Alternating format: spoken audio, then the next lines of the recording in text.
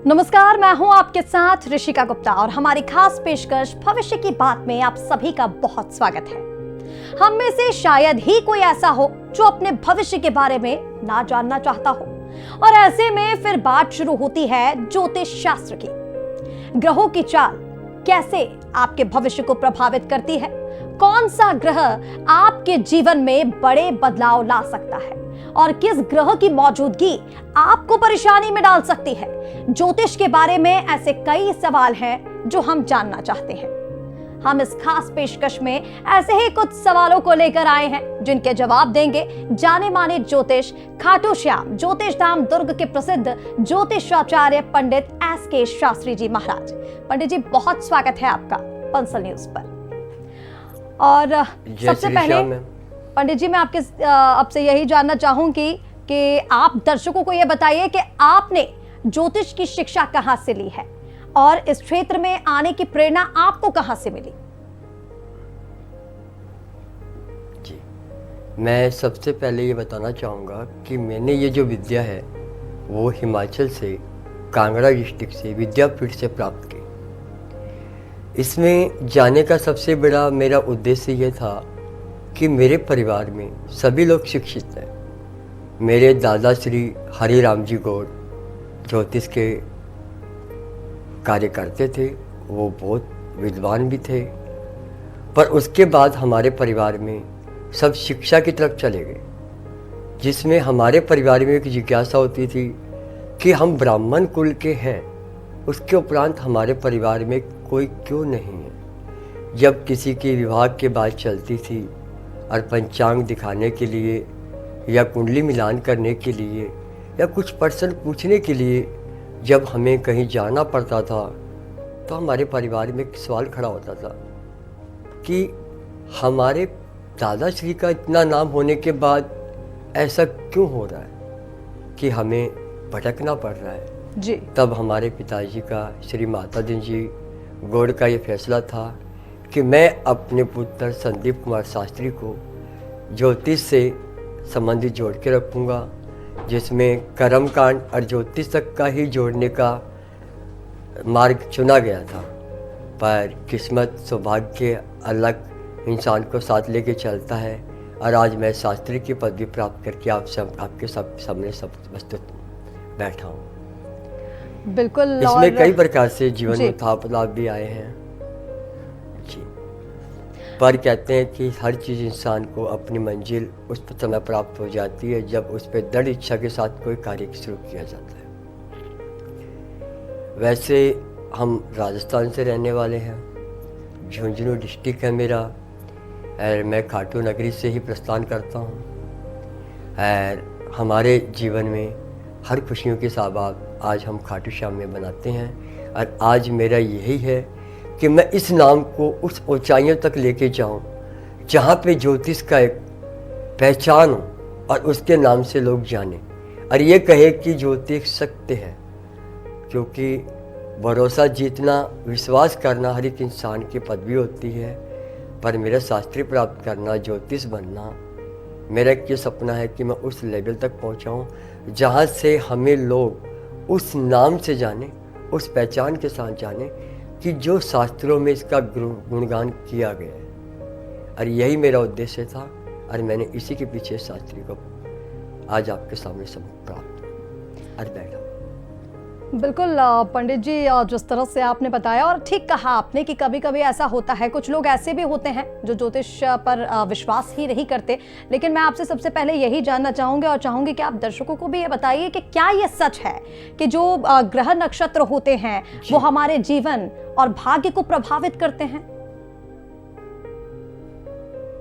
बिल्कुल करते हैं। ग्रह नक्षत्र, इसके साथ एक शब्द और भी है जिसे राशि कहा जाता है जी। कहते हैं 9 ग्रह, 12 राशियां, 27 नक्षत्र हमारे उस कड़ी के साथ जुड़े हुए हैं जो हमारे भविष्य को उज्जवल बनाते हैं। और उस उज्जवल भविष्य में मैं मानता हूँ कि भविष्य तो हमारा ईश्वर ने जन्म के समय ही निर्धारित कर देता है जी, पर हम उस सीढ़ी पे चलने के लिए जो प्रक्रिया आजमाते हैं, जैसे हम स्टडी क्या देते हैं या दिनचर्या की प्रक्रिया कहा जाता है, या फिर कहते हैं कुछ बनने के सपने कहा जाते हैं, ये चीज़ें कैसे प्राप्त होती है?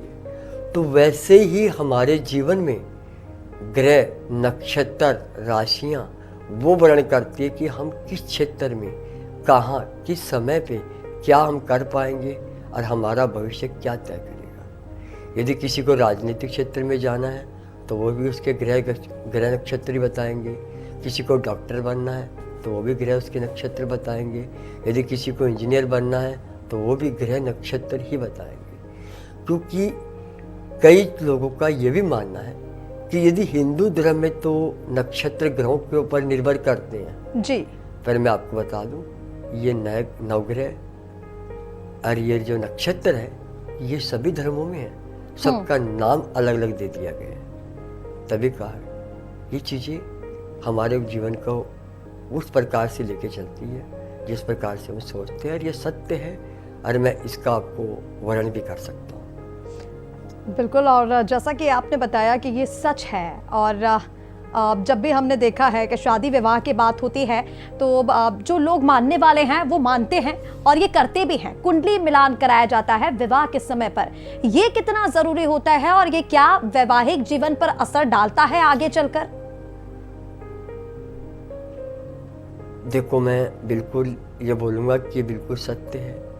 कुंडली मिलान में जी, हमें वो चीज़ें पता चल जाती है, जैसे मंगलिक एक दूसरों का विचार आपस में मिलाव होना, क्या उनके संतान का सुख है, क्या वो पांचों सुखों में लीन हो सकते हैं जिसे हम प्राप्ति कह देते हैं, क्या हमें कैरियर में किसी प्रकार की परेशानी आएगी, क्या हमें दोनों का रास्ता अलग चुनना पड़ेगा, क्या हम इस जीवन में जिस साथी के साथ अपना भविष्य बनाना चाह रहे हैं क्या वो उज्जवल है।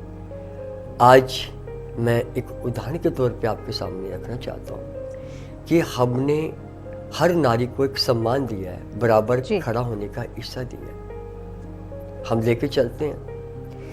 तो क्या हमें लड़के को यदि बीएड पास है, सरकारी नौकरी है, तो क्या उसको किसी अनपढ़ लड़की के साथ करोगे तो क्या वो तालमेल रह पाएगा? नहीं, दोनों को बराबर की चाहिए। अब यदि ये चीज़ें हमें गणना करनी है तो जायज़ सी बात है कि मैं दोनों की कुंडली मिलान करनी होगी कि इन दोनों का मिलाप कैसा रहेगा, दोनों की ज़िंदगी खुशी खुशी व्यतीत हो पाएगी कि नहीं हो पाएगी। या क्योंकि पहले एक समय ऐसा था कि यदि पति विदेश चला गया, यदि भाई दूसरी स्टेट में कमाने चला गया तो पत्नी उसका वेट करती थी। क्या आज हम सबने उनको अधिकार दे रखा है कि बराबर साथ में कंधे से कंधा मिला के चलिए? अब वो कंधे से कंधा मिला के चल रही है तो वो उसके लायक है कि नहीं है, बालक उस बालिका के लायक है कि नहीं है, या बालिका उस बालक के लायक है कि नहीं है, ये तो हमें कुंडली से विचार मिलेगा ना।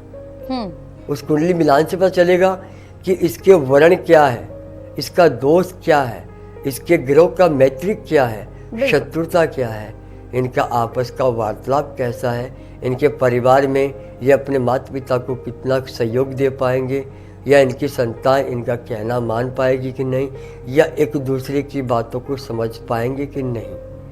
और यदि इतनी बातें सबकी सत्य मिलेगी तो हर इंसान अपना जीवन खुशी खुशी व्यतीत कर सकता है। बिल्कुल। तो कुंडली मिलान इन बातों के लिए मिलाया जाता है और ये सबसे ज़रूरी है। और आपने इसमें एक चीज़ का और जिक्र किया, आपने शुरुआत में ही कहा था कि ये देखना भी बहुत ज़रूरी होता है कि कोई मांगलिक तो नहीं है। मैं समझना चाहूँगी आपसे कि मांगलिक दोष क्या है, क्या ये वैवाहिक जीवन में परेशानी पैदा कर सकता है, सच है या झूठ? क्योंकि हमने कई बार ये देखा है, लड़के हों या लड़कियाँ हों, अगर बता देते हैं मंगल दोष है तो काफ़ी लंबे वक्त तक शादी नहीं हो पाती, जो लोग मानते हैं तो फिर कुंडली नहीं मिल पाती। इसके बारे में ज़रा समझाइए। जी, मैं आपको बता दूं, पहली बात तो ये कि मंगलिक जो है, चाहे वो किसी को, मंगलिक 3 प्रकार के हैं, जैसे मंगल दोष, मांगलिक और निम्न मांगलिक। ये तीनों में अलग अलग फर्क है। आजकल एक चलन पड़ गया है, किसी की कुंडली मंगलिक हो रही है तो मंगलदास में जाइए, वहाँ पूजा करवा लीजिए, आपका मंगलिक संपन्न हो जाएगा। मेरा मानना है कि यदि किसी की कुंडली में मंगलिक है हम्म। तो उसका नेचर जो है वो तेजस्वी भाव है। और तेजस्वी भाव चाहे वो लड़की का हो चाहे वो लड़के का हो, बालक हो चाहे बालिका हो, क्योंकि दोनों एक समान है, दोनों को अपना भविष्य बनाना है और दोनों को एक साथ संरक्षित रहना है। यदि मंगलिक का प्रभाव है तो उसका विवाह मंगलिक के साथ करना उत्तम है। यदि मंगलिक की शादी बगैर मंगलिक के साथ करोगे तो वो कैसे हो पाएगा। हम आज के समय में हम दोनों चीज़ों को लेके चलते हैं, कहते कंधे से कंधा मिला के भी, सहयोग के साथ भी, और एक विचार भावना।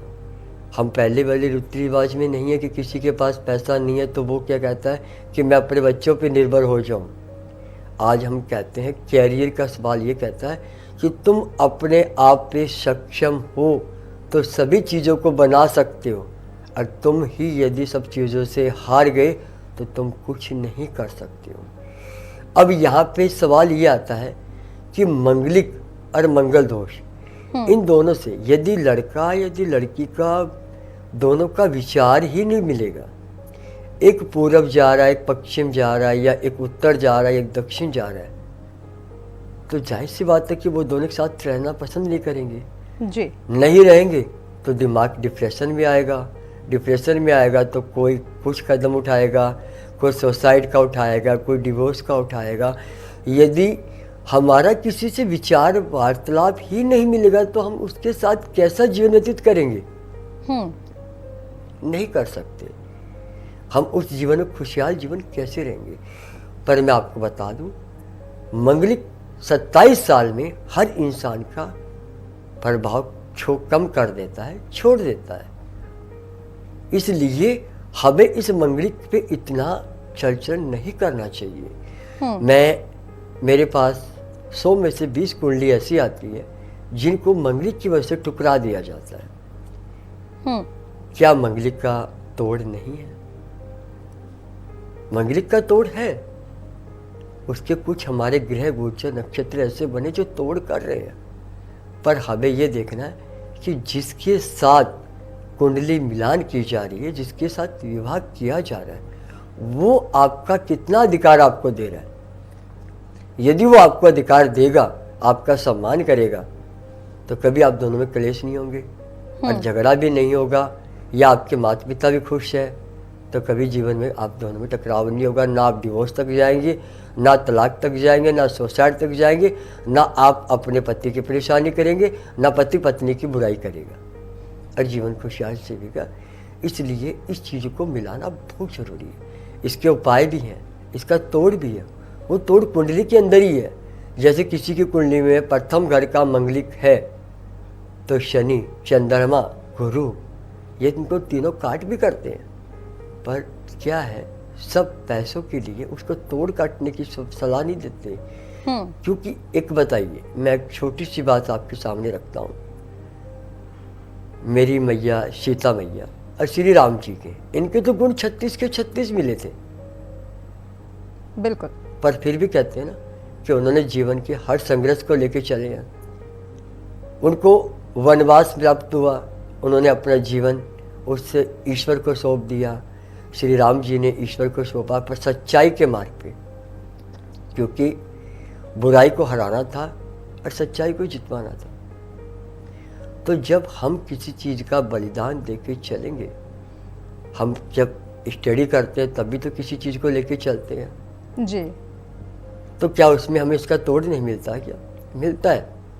यदि हमारी परेशानियाँ आ रही तो उसका हल है, पर उस हल को स्टिक तरीके से करोगे तो मंगल दोष भी हटेगा, उसका निवारण भी होगा। और मैं ये कहता हूँ कि 27 के बाद तो मंगलिक की पूजा करवाइए, चाहे ना करवाइए, आपके जीवन में खुशियाँ आपको ईश्वर अपने आप ला के देगा।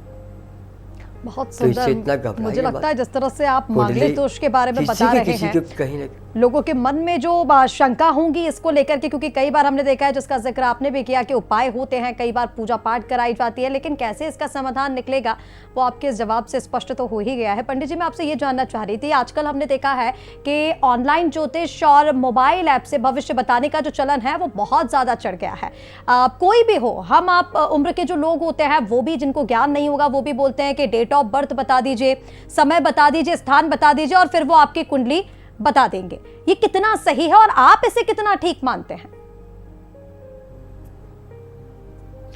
देखो, मैं इसको कैसे बोलूं, कई महापुरुष आदमी मेरे पास भी आते हैं, सर समय निकालिए, हमें ऑनलाइन बताइए आपके लिए, क्योंकि हम नहीं आ सकते। मैं सबसे पहले तो उनको ये सुझाव दूंगा कि यदि आप भविष्य जानने के इच्छुक हैं और आपकी परेशानी है और आप उस परेशानी से हटना चाहते हो, तो क्या मैं जितनी बातें आपको आपके भविष्य के बारे में बताता हूँ उसमें वर्णन करने में टाइम भी लगता है, उसको देखने में समझने में टाइम भी लगता है, आपको समझाने में भी समय लगता है मुझे, और उसके बाद आप अपना फैसला ले पाते हो। और आप ऑनलाइन के अंदर 10 मिनट में सारी समस्या का हल भी जान लेते हो, उसका उपाय भी ढूंढ लेते हो, उसकी पूजा भी कर लेते हो, और उसके बाद आप कहते हो कि ये काम नहीं होता। क्या डॉक्टर क्या वकील की नौकरी प्राप्त कर सकता है? क्या वकील किसी का ऑपरेशन कर सकता है? तो आपको कैसे समझ में आएगा कि जो हमसे ऑनलाइन काम करवा रहा है वो ज्योतिष आचार्य है या कर्मकांडी पंडित है या कथावाचक है? काम तो तीनों ही कर रहे हैं। मैं किसी को मना करने का, किसी को मेरे को अधिकार नहीं है, बिल्कुल। पर मुझे बताइए, आज मैं शास्त्री हूँ, मैं पूजा पाठ करवाता हूँ, मेरे यहाँ पे यज्ञशाला में मेरे यहाँ नित्य नियम पूजा होती है जिनको मेरे पंडितों के द्वारा की जाती है। बस इतना है कि उनका डायरेक्टर भी मैं हूँ, उनका सलाहकार ज्योतिष भी मैं हूँ और शास्त्री भी मैं हूँ। मेरे कहे मुताबिक पंडित जी सारा काम करते हैं, ठीक है। पर वो पूजा यदि मैं स्वयं करने बैठ गया तो फिर मुझे तो कर्मकांड की जो आवश्यकता ही नहीं है। अब कर्मकांडी से तो आप ज्योतिष के सवाल पूछोगे तो जाहिर सी बात है कि वो तो आपको उसका आंसर सही नहीं दे पाएगा। आपको आंसर भी सही दे दिया, क्योंकि मेरे कर्मकांड जो आचार्य मेरे पास है, मैं आप लोगों से नित्य नियम बात करता हूँ तो वो बातें तो सुनते हैं, वो नित्य नियम बात सुनते हैं, तो वो कुछ आपको उपाय स्टिक बता भी देंगे, तो क्या उससे आपका हल हो जाएगा? मुझे एक सवाल मैं आपको पूछता हूँ, कथावाचक जो कथा पढ़ता है और जिस राग से गाता है, क्या मैं वो राग से गा सकता हूँ? नहीं। कर्मकांड का जो काम कर्मकांडी जानता है वो कर सकता है। मैं एस्ट्रोलॉजर, ज्योतिष का ज्ञान ज्योतिष से कर सकता हूँ, जिसका वर्णन मैं दूंगा उससे एक पंडित भी करेगा, कर्मकांडी आचार्य भी करेगा, आचार्य शास्त्री भी करेगा, और उससे आपको फायदा भी होगा। पर हम तीनों चीज़ें एक ही इंसान से पूछना चाहते हैं, तो वो कैसे होगा? मैं आप लोगों के सबके माध्यम से एक बात आपको कहना चाहता हूँ, क्या पढ़े लिखे की नौकरी करने में और अनपढ़ की नौकरी करने में कितना फ़र्क है? तो आप उस चीज़ को पहले देखिए। मंदिर में बैठने वाला पंडित भी पंचांग देखता है, यदि मैं शास्त्री हूँ तो मैं भी पंचांग देखता हूँ, कथावाचक भी पंचांग देखता है, क्योंकि तिथि वार सभी को देखना है। तो जरूरी नहीं है कि तीनों ही ज्योतिष के ज्ञाता है, तीनों एक ही समस्याओं को हल कर सकते हैं, जिसका काम उसी को साजे। यदि ये चीज़ आप इसको आजमा लोगे तो आपको ना कोई ऑनलाइन ना किसी प्रकार से आप धोखा खाओगे। हमारे हाथों में, फेस रीडिंग में, हमारी कुंडली में हमें ईश्वर ने सब दिया है। वरदान प्राप्ति का भी दिया है, हमें शत्रु पैदा करने का भी दिया है, हमसे धोखा होना होता है वो भी हमें दिया गया है, और हम अच्छे मार्ग पे चलेंगे वो भी दिया है। बिल्कुल। पर हम जब तक समझदार नहीं बनेंगे वो उसको कभी हल नहीं कर पाएंगे। तो सबसे पहले तो आप ये देखिए कि आप जिससे पूछना चाह रहे हो, जिस भी ज्योतिष आचार्य से पूछना चाह रहे हो, चाहे वो ऑनलाइन हो, चाहे फेसबुक के माध्यम से हो, चाहे मेरे समक्ष बैठे हो, जी, आपको ये तो ज्ञात हो कि मैं कर्मकांड हूँ, बिल्कुल। या कथावाचक हूँ या शास्त्री हूँ। अब शास्त्री का काम मैं ही कर सकता हूँ तो वो कथावाचक नहीं कर सकते, कथावाचक वाला काम मैं नहीं कर सकता। मुझसे यदि आप 400 लोग की बुलाओगे तो मैं अटक जाऊँगा। तो ये आपको परखना है कि किसका काम किससे करा। और यदि इस चीज़ को आपने परख लिया तो आप ना ऑनलाइन में, ना फेसबुक में, ना फेस टू फेस सामने कहीं मार नहीं खा पाएंगे और कोई आपके साथ कोई बुरा नहीं होगा।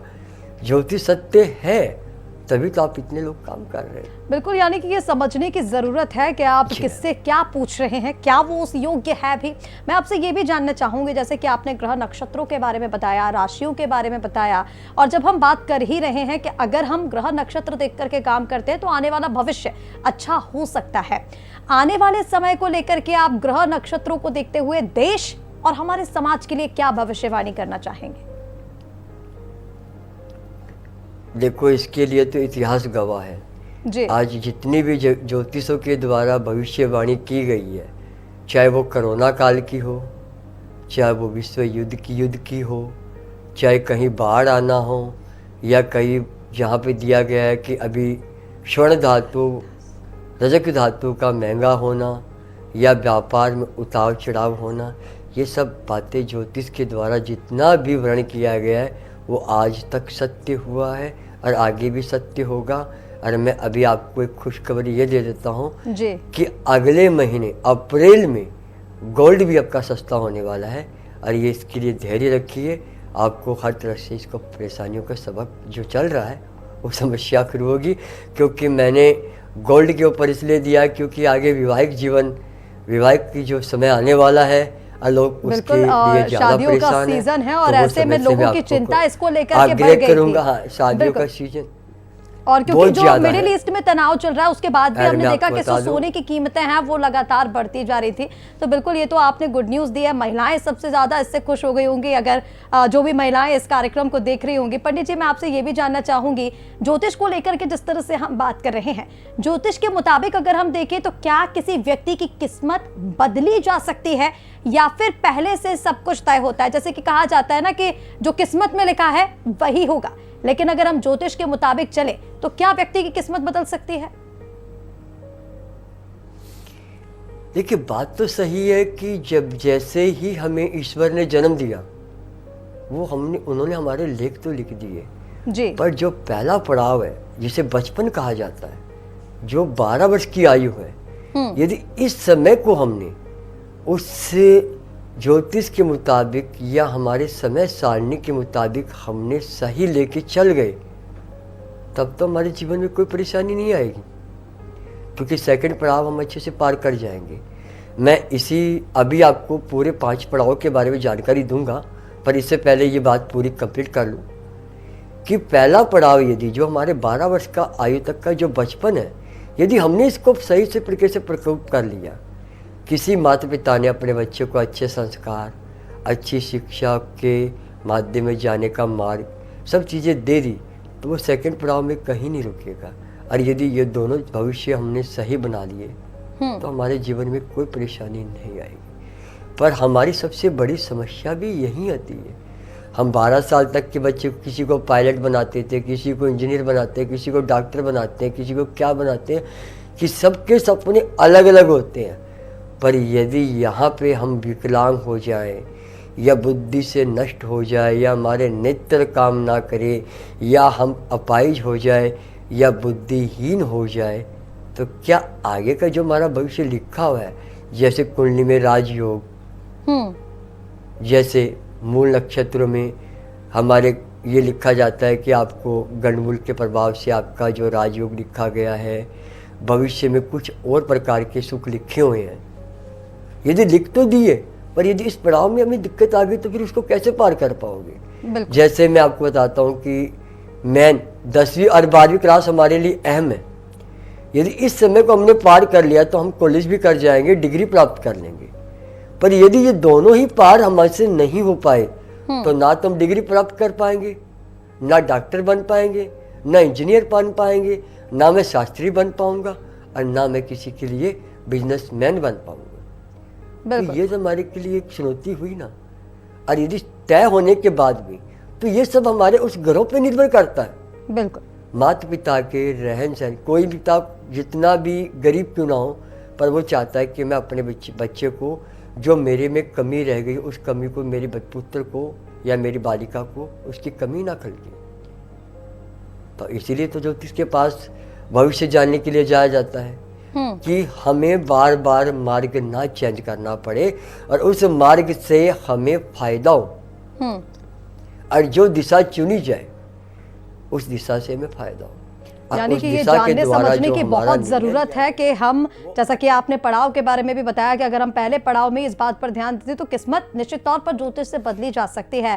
फिलहाल पंडित जी, आपका हमारे साथ जुड़ने के लिए बहुत शुक्रिया और हम उम्मीद भी यही करते हैं कि हमारा यह विशेष कार्यक्रम भविष्य की बात, जो लोगों के मन में शंका होगी ज्योतिष शास्त्र को लेकर के, ग्रह नक्षत्रों को लेकर के, राशियों को लेकर के, उन्हें उनके सवालों के जवाब मिल चुके होंगे। और जैसा कि आपने अभी समझाया है तो यह तो तय है कि जो ज्योतिष को ध्यान में रखते हुए अगर हम आगे बढ़ते हैं, काम करते हैं तो निश्चित तौर पर भविष्य को बदल सकते हैं। फिलहाल आपका हमारे साथ जुड़ने के लिए बहुत शुक्रिया और इसी के साथ हमारे इस विशेष कार्यक्रम भविष्य की बात में इतना ही। ज्यादा अपडेट्स के लिए आप देखते रहिए, बने रहिए बंसल न्यूज के साथ। नमस्कार।